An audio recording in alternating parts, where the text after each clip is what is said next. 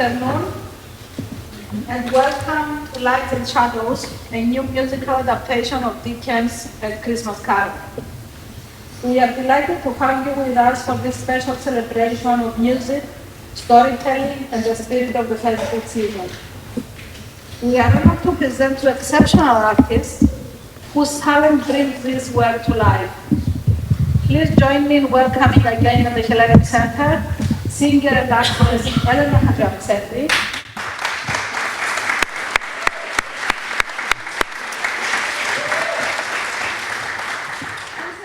whose expressive voice and theatrical artistry will guide us through this fabulous tale, and pianist Christos Fountos,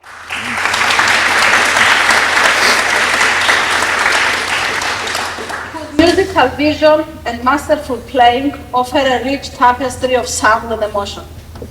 You can find more about Elena and Christos on the leaflet. Together, Elena and Christos invite us on a journey that blends musical heritage from the Hellenic region with classical influences and imaginative storytelling. Inspired by the beloved story of a Christmas Carol, this newly conceived performance explores themes of compassion, hope, and personal redemption through original compositions, festive musical arrangements, improvisation, and evocative narration. Whether you are here with your family, with friends, or simply embracing the magic of the season, we hope this evening fills your heart with warmth and wonder. Light and Shadows is a reminder of the enduring power of God's kindness. Before we begin, just a few housekeeping notes. If the fire alarm sounds, this is your fire exit. If you find yourself elsewhere in the building, just follow the instructions of the staff. If you would like to learn more about our events at the Hellenic Centre, please leave your email at the reception on your way out to join our mailing list. And finally, please switch off your phones or put them on silent mode. And thank you for joining us this afternoon. Please relax and enjoy the performance. Thank you.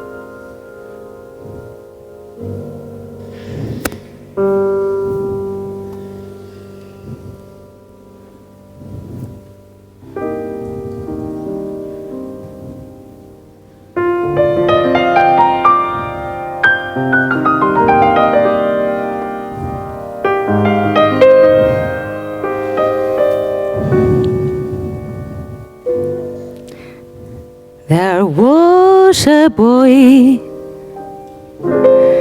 a very strange, enchanted boy. They say he wandered very far, very far, over land and sea. A little shy and sad of eye, but very wise was he. And then one day, a magic day, he passed my way.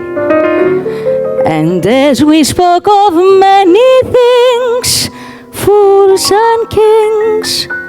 This he said to me.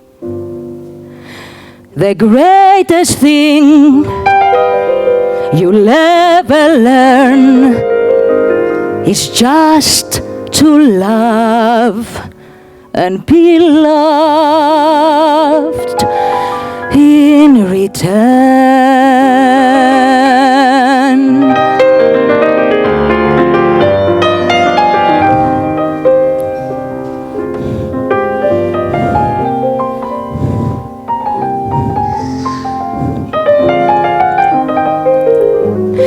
My fellow passengers, this ghostly little story is to raise the ghost of an idea which shall not put us out of humor with ourselves, with each other, with the season, or with me. May it haunt our houses pleasantly, and no one of us wishes to lay it. This is a story for us to remember that no one is useless in this world who lightens the burden of another soul.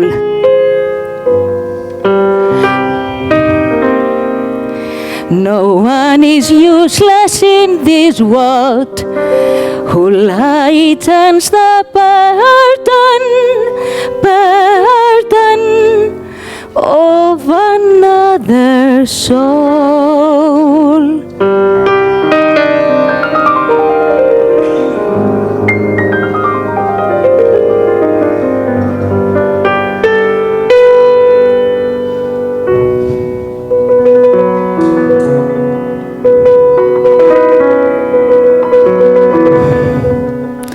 December 1843, London.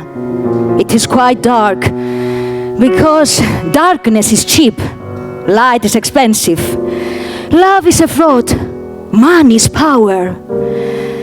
The workhouses are useful, and Christmas is humbug.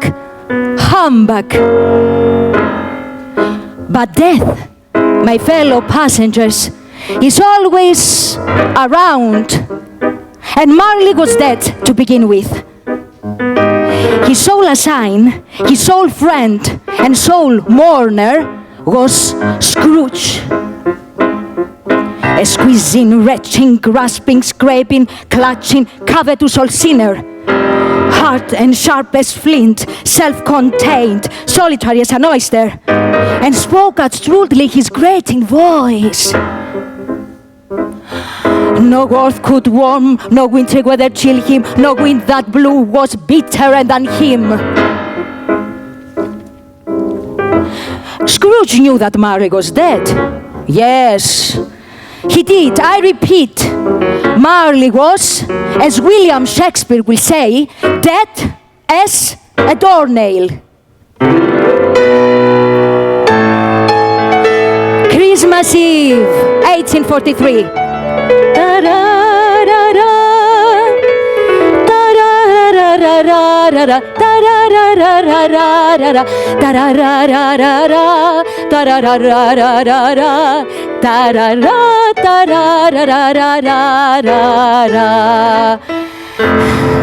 On Christmas Eve, the veils between this world and the other thin out. Once upon a time, old Scrooge sat busy in his county house. It was cold, bleak, foggy, biting weather. The city clocks had only just gone 3, but it was quite dark enough. Scrooge's nephew, Fred, enters. Merry Christmas, Uncle. God save you. Humbug. Christmas a humbug, Uncle? You don't mean that, I'm sure. I do. Merry Christmas. What right have you to be merry? What reason have you to be merry? You are poor enough. Humbug. Don't be cross, Uncle. What else can I be when I live in such a world of fools as this? Merry Christmas. Out upon Merry Christmas. What's Christmas time to you but a time for paying bills without money? A time finding yourself a year older but not an hour richer? Uncle, Christmas is the only time I know of when men and women seem by one consent to open their shut-up hearts freely and to think of people below them as if they really were fellow passengers to the grave, and not another race of creatures bound on other journeys. So I say, God bless it. I'm back. Don't be angry, Uncle. Come, dine with us tomorrow. Good afternoon. I want nothing from you. Why cannot be friends? Good afternoon. I'll keep my Christmas humor to the last, Uncle. So, I wish you a Merry Christmas. I wish you a Merry Christmas. I wish you a Merry Christmas. Good afternoon. And a Happy New Year. Good afternoon. We wish you a Merry Christmas. We wish you a Merry Christmas. We wish you a Merry Christmas and a Happy New Year. Good tidings we bring to you and your kin. We wish you a Merry Christmas and a Happy New Year. Χριστούγεννα ευτυχισμένα, ολόλευκα ονειρεμένα, αγάπη μέσα στην καρδιά και χρόνια πολλά. Καινούρια χρόνια, ανοίξτε πανιά, ελπίδες σας φέρνει η νέα χρονιά. We wish you a Merry Christmas. We wish you a Merry Christmas. We wish you a Merry Christmas and a Happy New Year. I'm back. Fred left. Later on, two portly gentlemen with their hats off stood in Scrooge's office. They had books and pens in their hands and they bowed to him. Have the pleasure of addressing Mr. Scrooge or Mr. Marley? Mr. Marley has been dead these 7 years. He died 7 years ago, this very night. Oh, then Mr. Scrooge, at this festive season of the year, it is more than usually desirable that we should make some slight provision for the poor and destitute who suffer greatly at present, sir. Are there no prisons and workhouses? Plenty. Both very busy, sir. A few of us are raising funds to buy the poor some meat and drink and means of warmth. What shall I pull you down for? Nothing. You wish to be anonymous? I wish to be left alone. Since you ask me what I wish, gentlemen, this is my answer. I don't marry myself at Christmas, and I can't afford to make idle people marry. I help to support the establishments you have mentioned. They cost enough, and those who are badly off must go there. Many can't go there, and many would rather die. If they would rather die, they will better do it and decrease the surplus population. Good afternoon, gentlemen. Seeing clearly that it will be useless to pursue their point, the gentleman left. Meanwhile, the fog and darkness thickened. The cold became intense. In the main street, around the fire, ragged men and women were gathered together, warming their hearts before the blaze in rapture. The hour of shutting up the county house has arrived. With an ill will, Scrooge saw his clerk, who instantly snuffed his candle out and put on his hat. You'll want all day tomorrow, I suppose. If quite convenient, sir. It's not convenient and it's not fair. If I was to stop, have a crown for it, you think yourself ill-used? I'll be bound? But I suppose you must have the whole day. Be here early next morning. Scrooge took his melancholy dinner in his melancholy tavern and went to bed. He lived in chambers which had once belonged to his deceased friend, Marley. There were a gloomy suite of rooms, dreary enough for nobody living in it but Scrooge. The yard was dark, that even Scrooge, that knew its every stone, was fain to grope with his hands. The fog and frost so hung about the black old gateway of the house.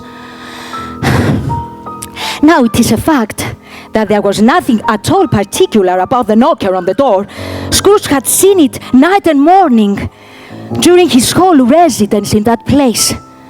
So, how it happened that Scrooge, having his key in the lock of the door, saw in the knocker, not a knocker, but Marley's ghost. Marley's face, it was not angry, but looked as Scrooge as Marley used to look, with ghostly spectacles turned up on his ghostly forehead. As Scrooge looked fixedly at this phenomenon, it was a knocker again. To say that he was not startled or that his blood was not conscious of a terrible sensation will be untrue. But put his hand upon the key he had relinquished, turned it sturdily, and walked in and lighted his candle.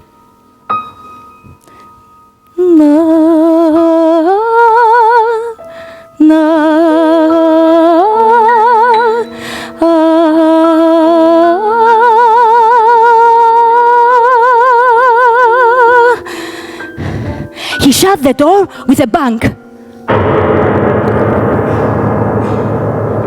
The sound resounded through the house like thunder.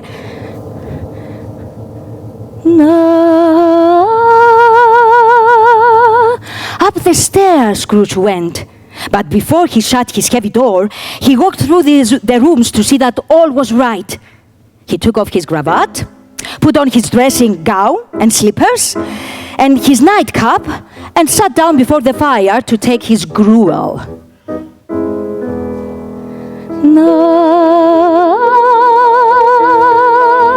It was a very low fire indeed. Nothing on such a bitter night. He was obliged to sit close to it and brood over it before he could extract the least sensation of warmth from such a handful of fuel. The fireplace was an old one, paved all around with tiles, designed to illustrate the scriptures. There were Cain's and Abel's, Pharaoh's daughters.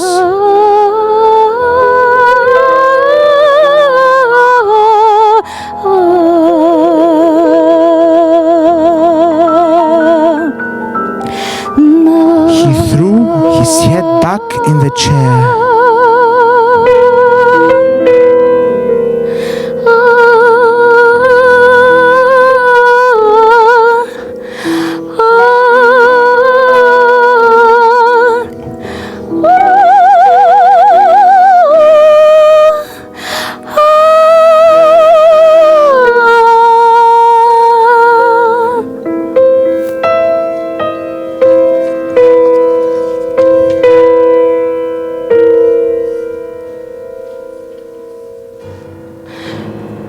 Clacking noise had begun deep down below, as if some person were dragging a heavy chain over the casks in the wine merchant's cellar.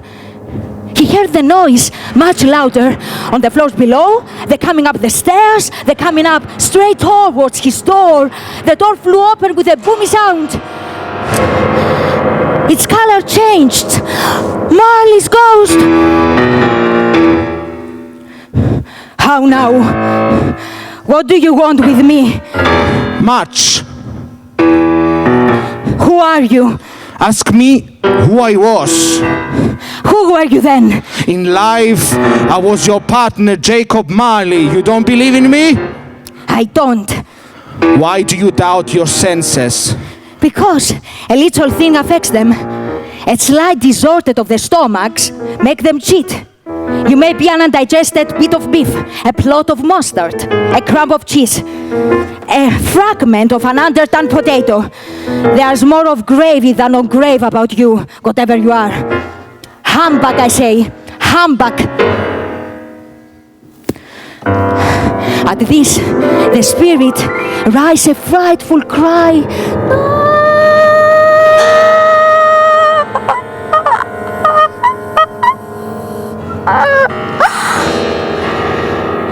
He shook its chains. The chain he drew was collapsed about his middle. It was long and wound about him like a tail, and it was made of cash boxes, keys, padlocks, ledgers, deeds, and heavy purses wrought in steel. His body was transparent, so that Scrooge, observing him, could look through him. Scrooge fell upon his knees and clasped his hand before his face. "Mercy, dreadful apparition, why do you trouble me?" Man of the worldly mind, do you believe in me or not? "I do, I must. But why do spirits walk the earth? And why do they come to me?" We're doomed to wander through the world. Oh, woe is me, and witness what it cannot share, but might have shared on earth, and turned to happiness. I wear the chain I forged in life. I made it link by link, and yard by yard. I girded it with on my own free will, and of my own free will I wore it. Is its pattern strange to you? Jacob, oh Jacob Marley, speak me more. Speak comfort to me, Jacob. I have none to give. I cannot rest. I cannot stay. I cannot linger anywhere. My spirit never walked beyond our counting house. Mark me. In life, my spirit never roved beyond the narrow limits of our money-changing hall, and weary journeys lie before me. 7 years dead, no rest, no peace, incessant torture of remorse. But you were always a good man of business, Jacob. Business. Mankind was my business. The common welfare was my business. Charity, mercy, and benevolence were all my business. Hear me. My time is nearly gone. I will, but don't be hard upon me, Jacob. I'm here tonight to warn you that you have yet a chance and hope of escaping my fate, Ebenezer. You will be haunted by 3 spirits. The apparition walked backwards towards the window. Scrooge followed him, desperate in his curiosity. He looked out. Marley flew out of the window. The air was filled with phantoms, wandering hither and thither in restless haste, and moaning as they went. Every one of them wore chains like Marley's ghost. Some few, they might be guilty governments, were linked together. None were free.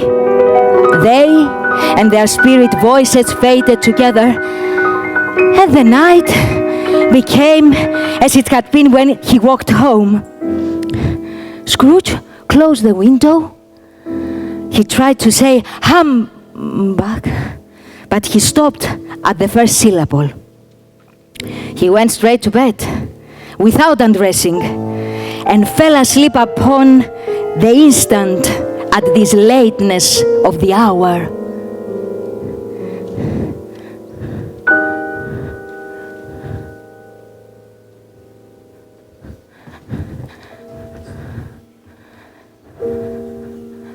When Scrooge awoke, he turned to the clock. It was past 2 when he went to bed. The clock was wrong. An icicle must have gone into the works. It was 1. The curtain of his bed were drawn suddenly by a hand, I tell you. As Scrooge found himself face to face with the unearthly visitor who drew them. It was a strange figure, like a child, yet not so like a child, like an old man, viewed through some supernatural medium. The strangest thing about it was that from the crown of its head there sprang a bright, clear jet of light, and it had a great extinguisher for a cap. "Are you the spirit, sir, whose coming was foretold to me. I am. The voice was soft and gentle, singularly low, as if instead of being so close beside him, it were at a distance. Who are you, and what are you then? I'm the ghost of Christmas past.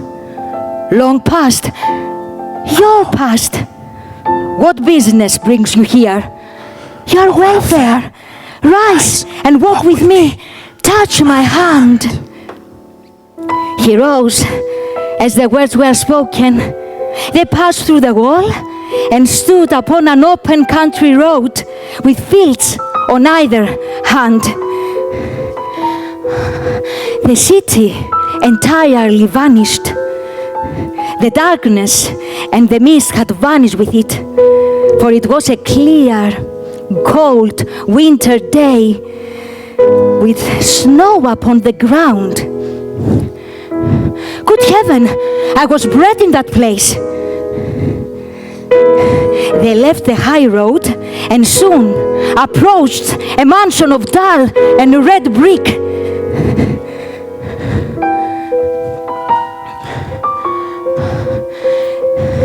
There was a chilly bareness in the place. They went across the hall. At the back of the house, it enclosed a long, bare, melancholy room.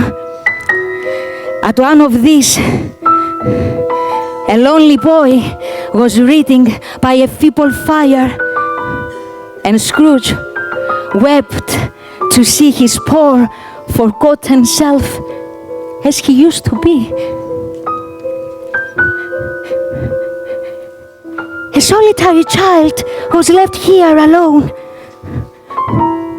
Poor boy.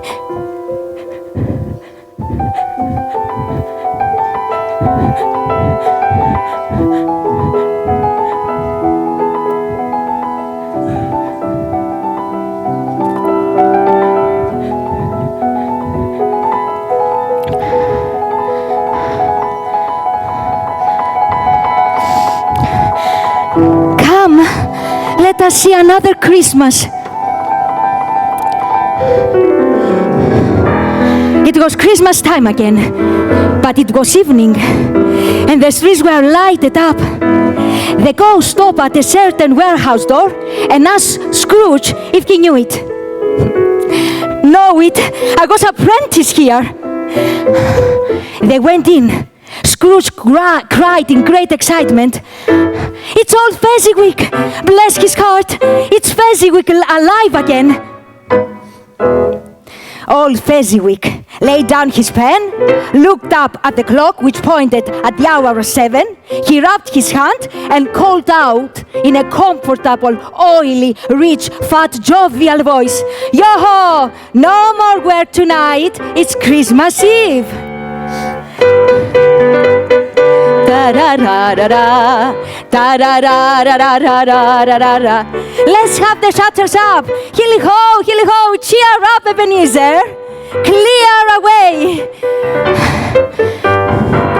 And the workhouse was a snug and warm and dry and bright and ballroom, as you will desire to see upon a winter's night.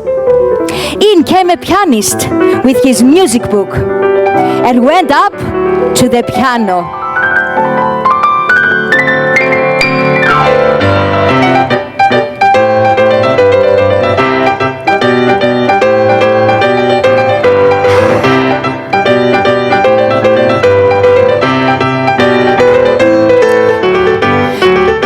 Many guests came in,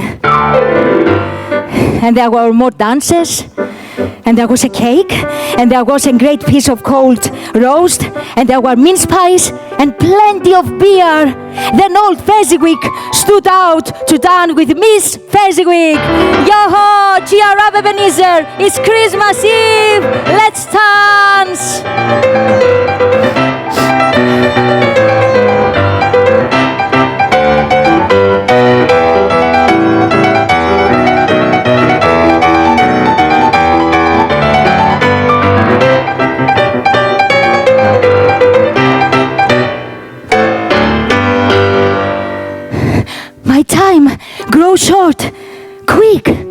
said the spirit. Again, Scrooge saw himself older now, a man in the prime of life. He was not alone, but sat by the side of a fair young girl, in whose eyes there were tears, which sparkled in the light that shone out of the ghost of Christmas past. It matters little to you, very little. Another idol has displaced me. What idol has displaced you? A golden one. There is nothing so hard as poverty. You fear the world too much. I've seen your nobler aspirations fall off one by one, until the master passion, wealth, engrosses you. Have I not? I'm not changed toward you, am I? You are changed. When our love contract was made, you were another man. I was a boy. That which promised happiness when we were one in heart, now is full with misery. Now that we're two, I can't release you. Have I ever sought release? In words, no, never. In what then? In a changed nature, tell me now, would you choose a doubtless girl? You who weigh everything by gain, I release you with a full heart for the love of him you once were. May you be happy in the life you've chosen.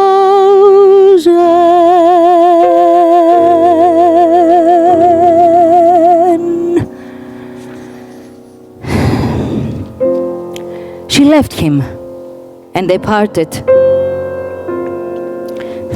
Spirit, show me no more. Contact me home. Why do you delight to torture me? Remove me. I cannot bear it. Leave me. Haunt me no longer. Scrooge observed that the light of the spirit was burning high and bright. He seized the extinguisher cap and by sudden action pressed it down upon its head. He pressed it down with all his force. The spirit dropped beneath it. He was conscious of being exhausted and in his own bedroom. He had barely time to reel to bed before he sank into a heavy sleep.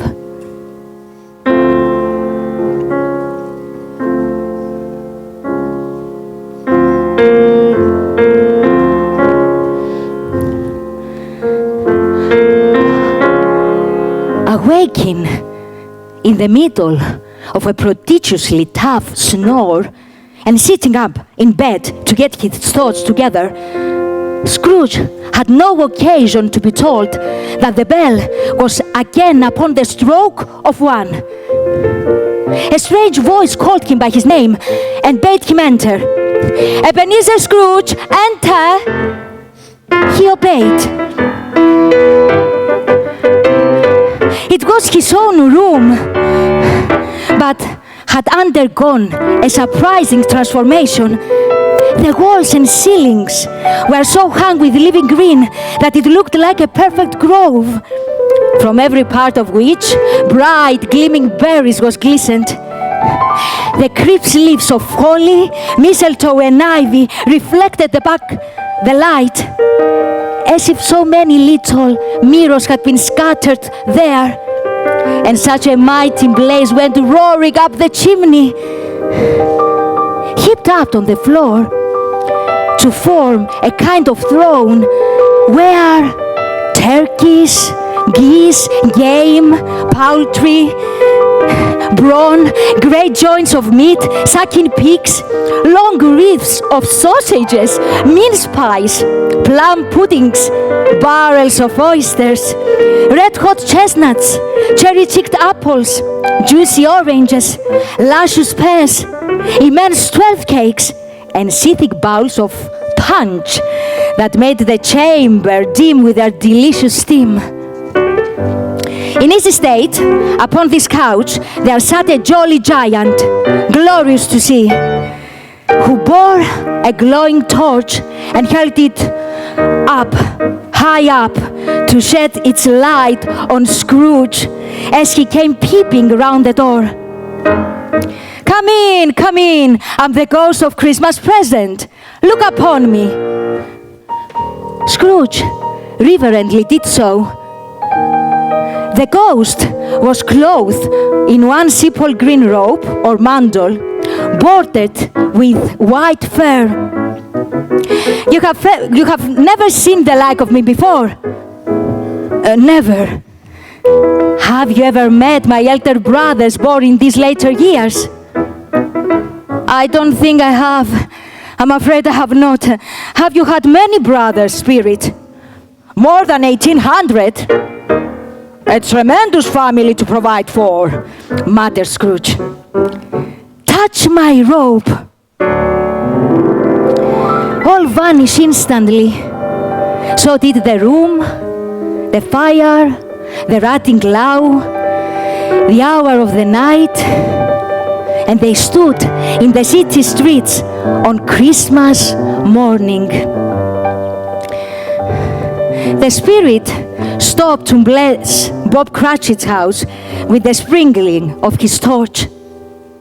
The dinner was all done, the cloth was cleared, the hearth swept, and the fire made up. There was never such a goose, such a wonderful pudding. Then all the Cratchit family drew around the hearth while the chestnuts on the fire sputtered and cracked noisily.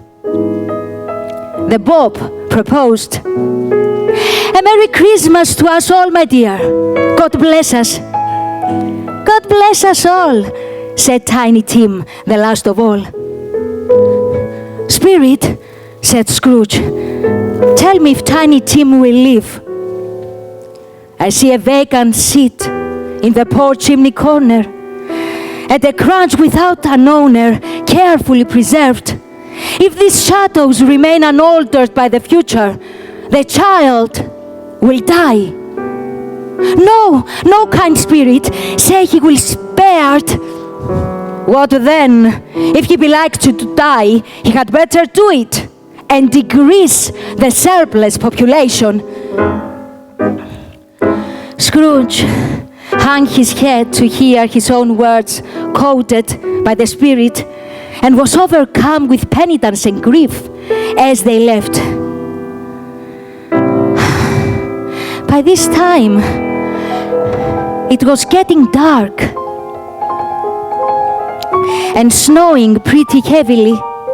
And as Scrooge and the Spirit went along the streets, the brightness of roaring fires in kitchens, parlors, and all sorts of rooms was wonderful. Scrooge heard a hearty laugh.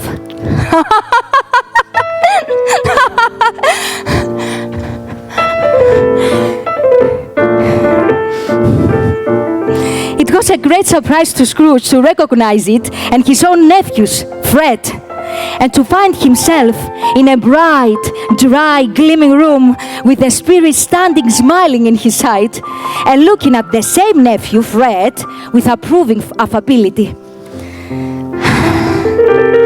Him and his company were playing games, and one of them called Yes and No, where Scrooge's nephew had to think of something, and the rest must find out what. He only answered it with questions, yes or no, as the case was. The brisk fire of questioning to which he has exposed elicited from him that he was thinking of an animal, a live animal, rather a disagreeable animal, a savage animal, an animal that growled and grunted sometimes, and talked sometimes, and lived in London, and walked about the streets, and wasn't made a show of, and wasn't led by anybody, and didn't live in a menagerie, and was never killed in the market, and was not a horse, or an ass, or a cow, or a bull, or a tiger, or a dog, or a pig, or a cat, or a bear. The plump sister cried out, "I have found it! I know what it is, Fred! I know what it is! What is it?" said Fred. "It's your uncle, Scrooge!" "Yes," cried Fred, "my uncle Scrooge. He has given us plenty of merriment, and it will be ungrateful not to drink to his health. Here a glass of malt wine, red in our hand at the moment. And I say, Uncle Scrooge, we wish you a Merry Christmas, we wish you a Merry Christmas, we wish you a Merry Christmas and a Happy New Year." The whole scene passed off in the breath of the last words spoken by his nephew, and he and the spirit were again upon their travels. It was a long night. It was 11:15 at that moment. Spirit, forgive me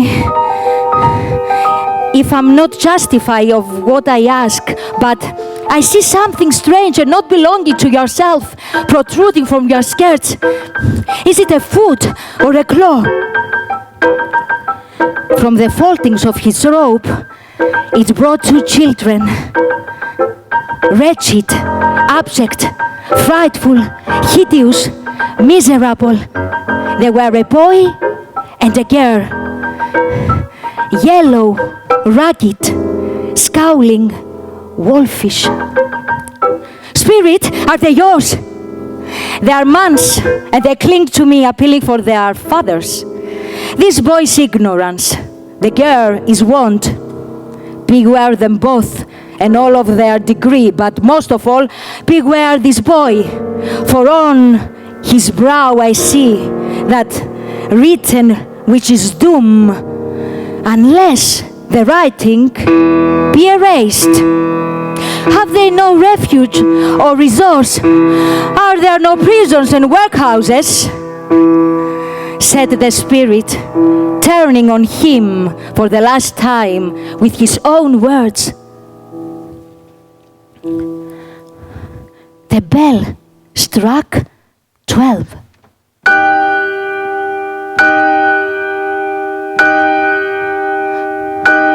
Scrooge looked about him for the ghost and saw it not.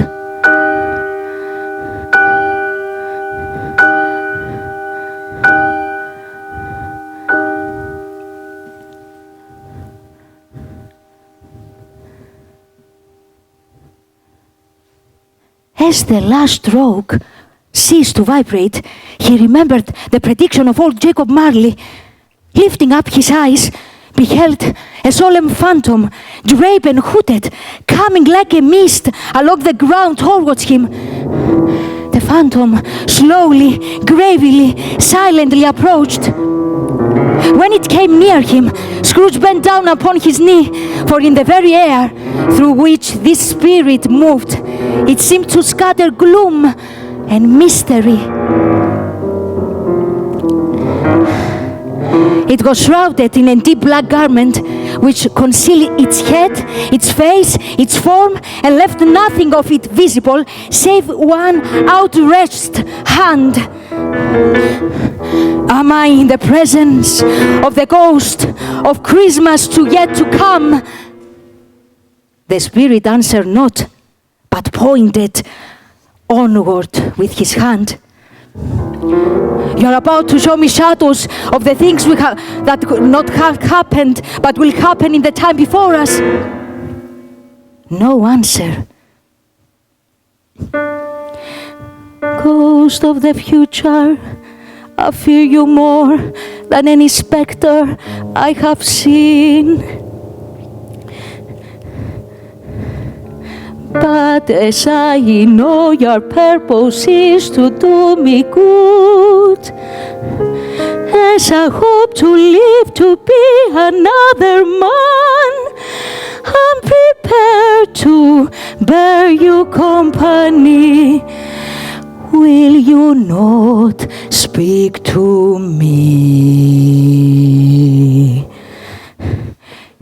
It gave him no reply.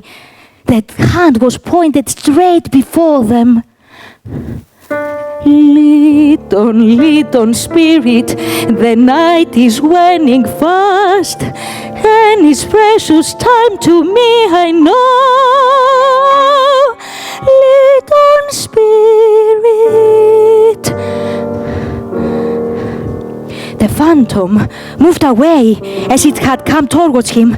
Scrooge followed in the shadow of his dress, which brought him up, he thought, and carried him along. They entered the city.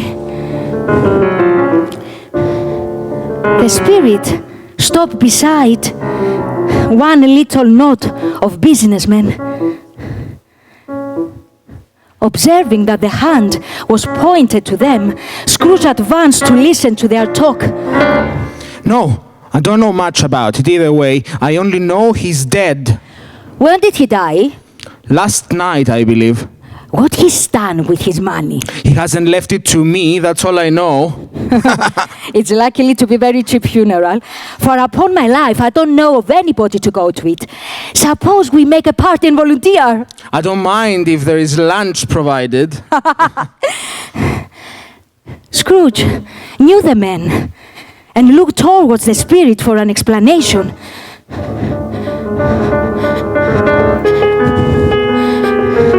The phantom glided on into a street and went into an obscure part of the town where Scrooge had never walked before. The ways were narrow and foul, the shops and houses wretched, the people half naked, drunken, slipshod, ugly, the whole quarter reeked with crime, with filth and misery. Far in this den of infamous resort, there was a low-browed, beetling shop. Below a penthouse, when iron, old rags, bottles, bones, and greasy offal were bought. "Now undo my bundle, Joe," said a woman. Joe unfastened a great many knots, dragged out a large and heavy roll of some dark stuff, bed curtains and blankets. His blankets? Who else do you think? He's unlikely to take cold with them, I dare say. I hope he didn't die of anything catching, eh? Is that his shirt? It's the best he had, and a fine one too. If it hadn't been for me, it had been wasted. What do you call wasting of it? Putting it on him to be buried in, to be sure. Somebody was fool enough to put it, but I took it off again. He can't look uglier than he did in that one. Scrooge listened to this dialogue in horror. He viewed them as obscene demons, marketing the corpse itself. This is the end of it, you see. He frightened everyone away from him when he was alive to profit us when he was dead. Spirit, I see, the case of this unhappy man might be my own. My life tends that way now. Merciful heaven, what is this? He recoiled in terror, for the scene had changed. The room was so dark. A pale light rising in the outer air fell straight upon the bed, and on it, plundered, bereft, unwatched, unwept, uncared for, was the body of this man there was a sound of gnawing rats beneath the hearthstone. Scrooge glanced towards the phantom. His steady hand was pointed to the head. O cold, cold, rigid, dreadful death, set up thine altar here, and dress it with such terrors as thou hast at thy command. For this is thy dominion. For this is but of the loved river and on our head. It is not that the hand is heavy and will fall down when released.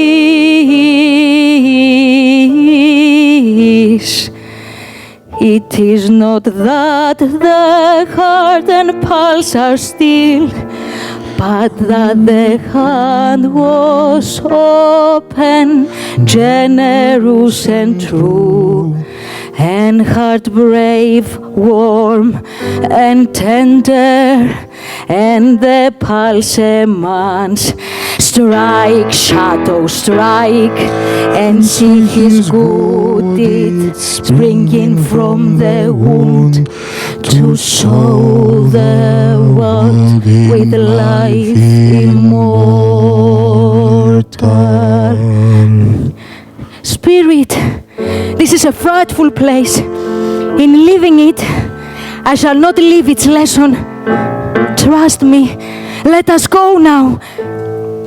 Still the ghost pointed with an unmoved hand to the head. I understand you, and I will do it if I could, but I have not the power. Spirit, I have not the power. If there's any person in the town who feels emotion caused by this man's death, Spirit, show that person to me, I beseech you. The only emotion that the ghost could show him, caused by this event, was one of the pleasure. The ghost conducted him through several streets familiar to his feet. They entered poor Bob Cratchit's house. It was quiet, very quiet. The noisy little Cratchits were still statues in one corner. Surely they were very quiet. Bob entered and was very cheerful with them and spoke pleasantly to all of the family. You went today there, Robert, said his wife. Yes, my dear, I wish you could have gone. It could have done you good to see how green the place it is. But you'll see it often. I promise Tiny Tim that I will walk there on a Sunday. My little child. My little child. However, whenever we are apart from one another, I'm sure we shall none of us forget poor Tiny Tim. Never, father, cried they all, and they hanged. Scrooge remained in silence. And then, Ghost, something informed me that our parting moment is at hand. I know it, but I know not how. Tell me, what man that was we saw lying dead? The phantom pointed as before until they reached an iron gate, a churchyard. The spirit stood among the graves and pointed down to one. Before I draw nearer to that stone to which you point, said Scrooge, answer me one question. Are these the shadows of the things that will be, or are they shadows of things that may be only? The spirit was immovable as ever. Scrooge crept towards it, trembling as he went, and following the finger, read upon the stone of the neglected grave, Ebenezer Scrooge.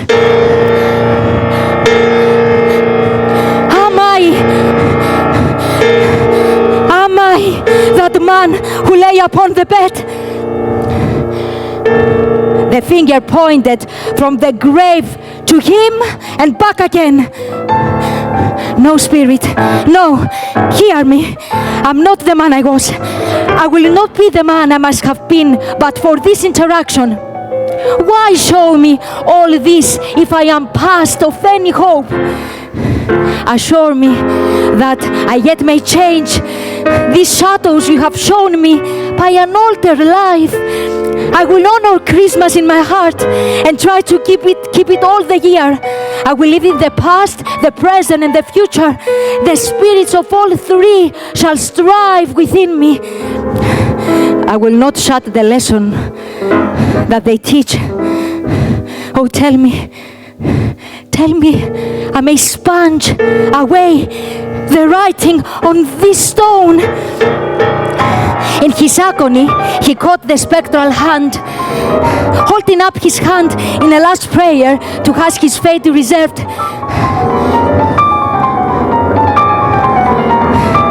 He saw an alteration in the phantom hood and dress. It shrunk, collapsed, and dwindled down into a bedpost.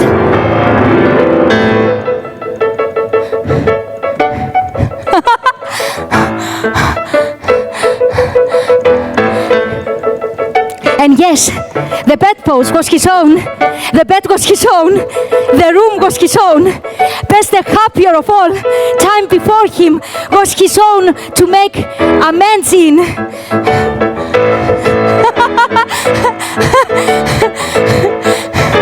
I'm as light as a feather, I'm as happy as an angel, I'm as merry as a schoolboy, I'm as giddy as a drunken man. Hello to everyone, Merry Christmas and a Happy New Year. I don't know what the day of the month it is. I don't know how long I've been among the spirits. I don't know anything, I'm quite a baby. Never mind, I don't care, never mind, I don't care. Never mind, I don't care, never mind, I don't care. I'd rather be a baby, I'd rather be a baby. Merry Christmas to everyone.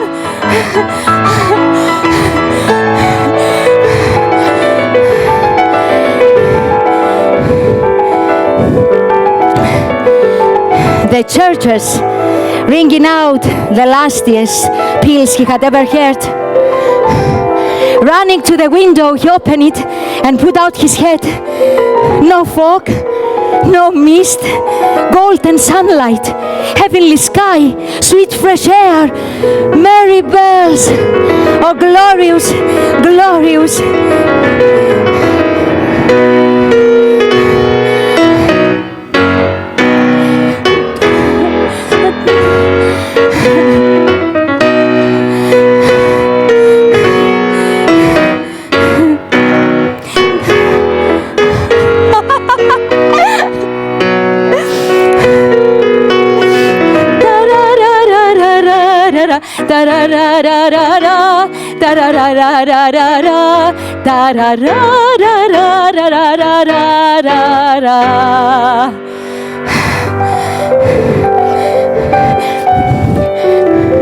Was today my day, my fine fellow?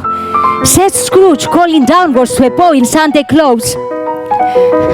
Today is Christmas Day. It's Christmas Day. I haven't missed it. The spirits have done it all in one night. They can do anything they want, of course. My fine fellow, do you know the poultress in the next street at the corner? I hope I did, replied the boy. What an intelligent boy. What a remarkable boy. Do you know whether they sold the prize turkey that was hanging up there, the big one? What? The one that is as big as me? Yes, my buck. It's hanging there now, sir. Go and buy it and tell them to bring it here.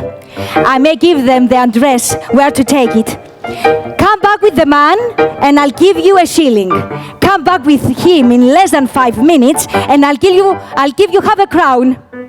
The boy was off like a shot. I'll send it to Bob Cratchit's. He should know who sends it. It's twice the size of Tiny Tim. Then Scrooge dressed himself all in his best and got out into the streets. Good morning, sir. Merry Christmas. Good morning. Merry Christmas. Happy New Year. Merry Christmas to you. Good morning, sir. How are you today? Good morning, sir. How are you? Merry Christmas. Merry Christmas, everyone. Merry Christmas to you, sir. Merry Christmas to you. I wish you all the best. Merry Christmas. He walked about the streets and watched the people hurrying to and fro, and patted children on the head and questioned beggars. And in the afternoon, he turned his steps towards his nephew's house. Fred? Bless my soul. Who's that? It's I, your Uncle Scrooge. I have come to dinner. Will you let me in, Fred? Of course. Come in, Uncle. Wonderful party, wonderful games, wonderful happiness. Then he was at home in 5 minutes. Nothing could be heartier. But he was at the office next morning, early. The clock struck 9. No Bob. A quarter past. No Bob Cratchit. He was full 18 minutes and a half behind his time.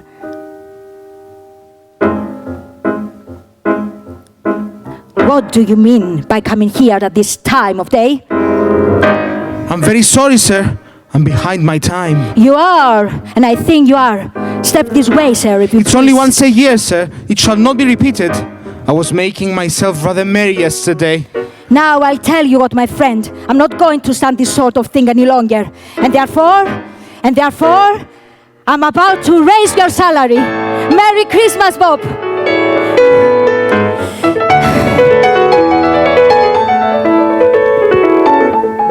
Scrooge was better than his word. He did it all, and infinitely more. And to Tiny Tim that he did not die, he was a second father. Some people laughed to see the alteration in him, but he let them laugh and little heeded them, for he was wise enough to know that nothing ever happened on this globe for good, at which some people did not have their fill of laughter in the outset. His own heart laughed, and that was quite enough for him. He had no further interactions with spirits, and it was always said of him that he knew how to keep Christmas well. May that be truly to all of us. And so as Tiny Tim observed, my fellow passengers, God bless us, everyone.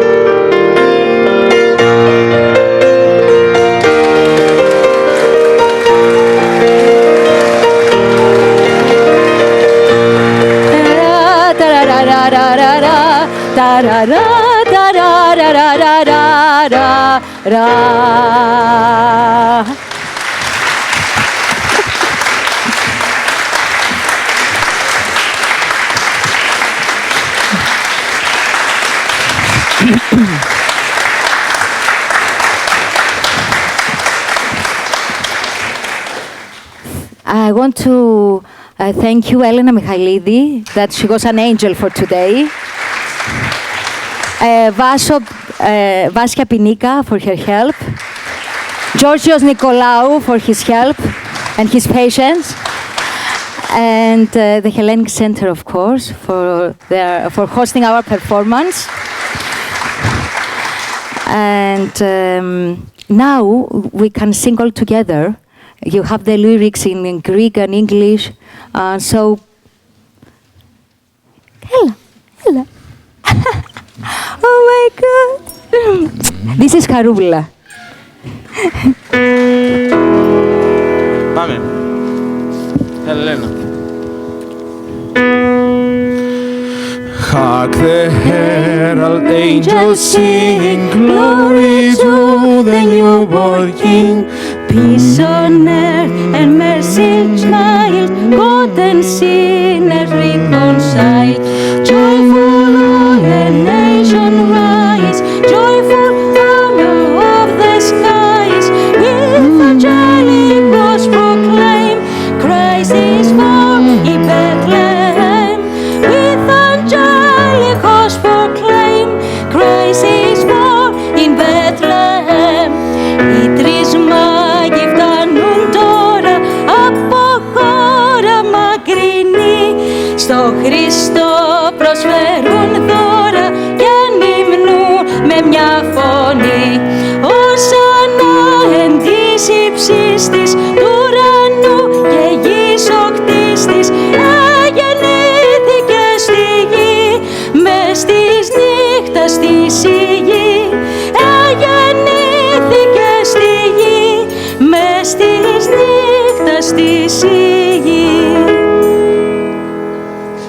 I can't hear you.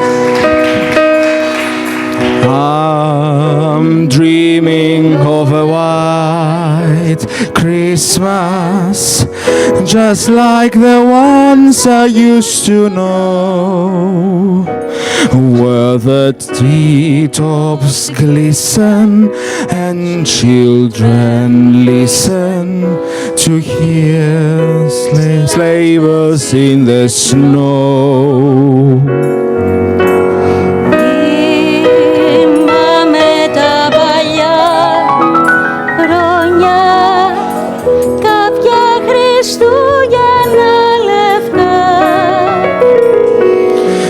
Σωρό χιόνια στα γυροκλόνια, κάλαντα κι όνειρα γλυκά.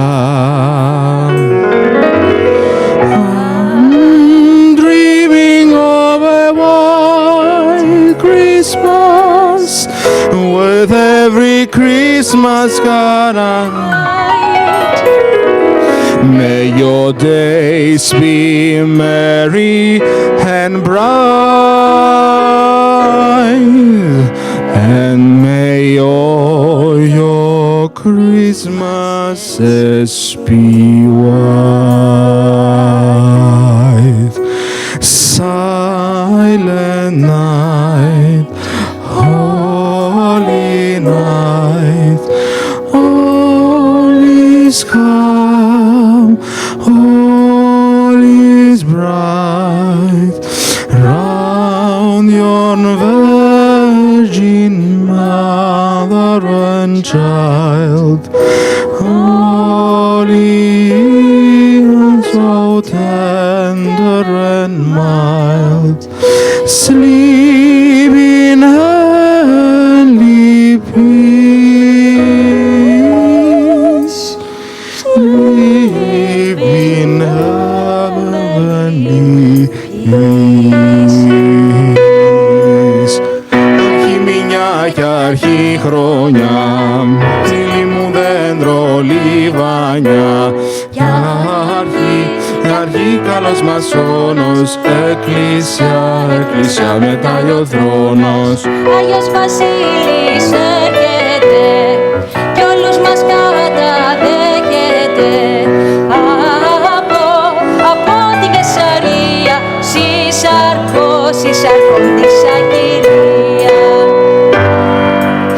Oh, come, all ye faithful, joyful and triumphant. Oh, come ye to Bethlehem.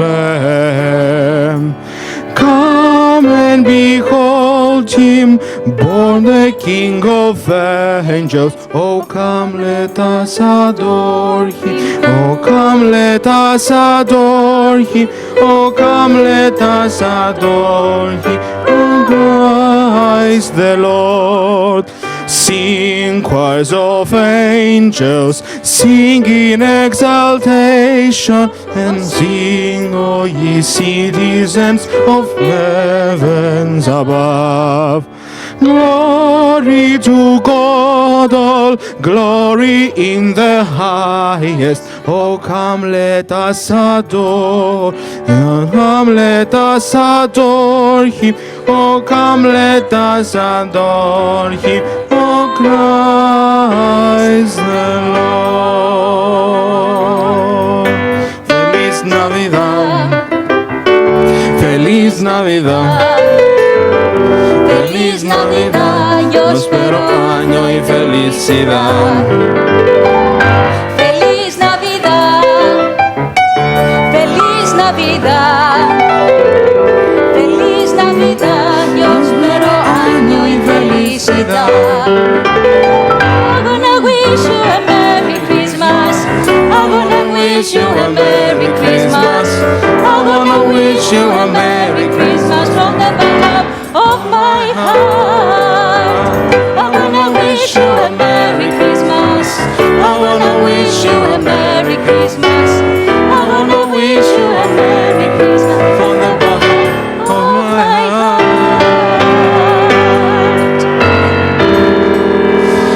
Καλήν εσπέρα σας πω, Τζαν είναι χωρισμός σας, Χριστού τη Θεία γέννηση, να πω στα αρχοντικό σας. Χριστός γεννιέται σήμερον, εν Βιθλεέμ την πόλην, οι ουρανοί αγαλώνται, μαζί κι η φύσης όλη. Χρόνια πολλά να ζήσετε, να είστε ευτυχισμένοι, και στο κορμί και στην ψυχή να είσαστε εμπλουμισμένοι. Και του χρόνου.